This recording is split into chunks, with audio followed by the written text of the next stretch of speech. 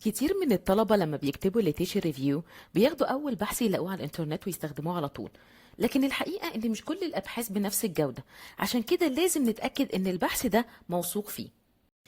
أول حاجة بنبص عليها، هل البحث ده منشور في مجلة علمية محكمة peer reviewed publication ولا لأ؟ يعني إن في experts من المجال راجعوا البحث ده قبل ما يتنشر. تاني حاجة بنبص عليها هي سمعة المجلة. المجلات المعروفة والمشهورة زي مثلا Journal of Phonetics، Journal of Speech Communication، جاسا، الحاجات دي عادة بتنشر أبحاث قوية جدا. وتالت حاجة بنبص عليها هي عدد السايتيشنز للبحث ده.